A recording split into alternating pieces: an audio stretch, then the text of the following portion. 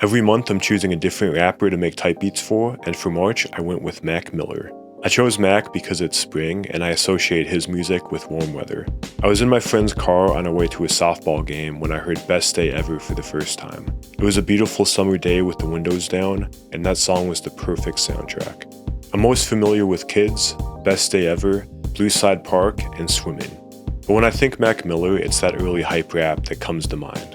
Feel good, youthful, carefree boom bap.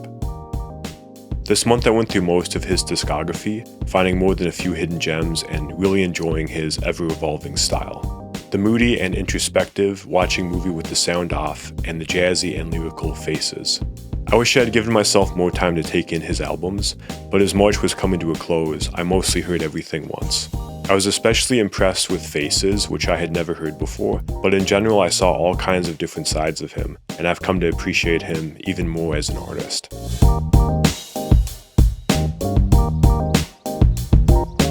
Like with the other artists I've done, I would begin by finding a song to emulate.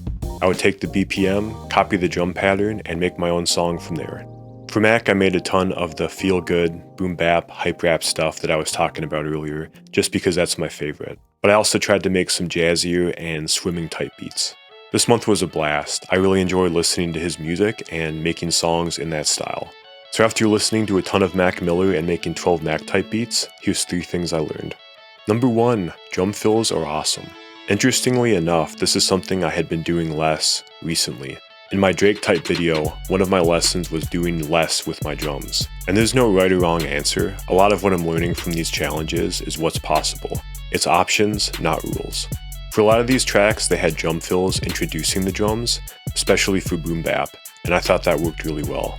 And drum fills is such a fundamental thing to talk about, but I don't hear them as often as I think I should. Usually when I'm making beats, it's drums, silence, as if I'm just muting the drum track and putting them back on. Fills can add that variety to your track and make it feel more human, like someone's actually playing something, rather than a track is being turned on and off.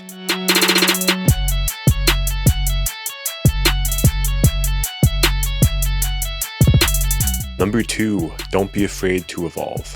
I've already mentioned the different sides of Mac and how he changed over the years. One album where he didn't do this was Blue Slide Park. On the special edition commentary track for the album, he even says this. Blue Slide Park is me just doing what I've done to get me to where I'm at right now. I don't dislike Blue Slide Park, but it feels like a lesser version of what's come before. It's later albums where his sound evolved that I found myself captivated again. I think trying to do what's worked before is a trap a lot of artists fall into.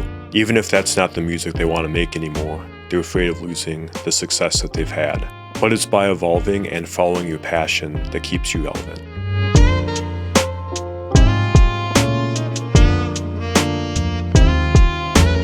Number 3, vibe over everything.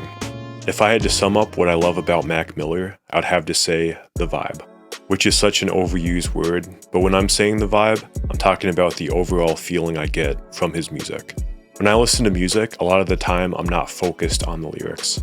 I'm listening to the beat, the energy, and some of the lyrics for sure, but that's just not what's most important to me. Like when I first heard Best Day Ever in the car with my friend, it didn't matter to me what the song was about, it mattered how it felt to me in that moment. So that wraps up Mac Miller month. I had a blast listening to his music, writing songs in that style, and learning more about songwriting. Next month, I'll be exploring MF Doom, so stay tuned for that. Thank you for making it to the end, and I'll see you next time. Peace.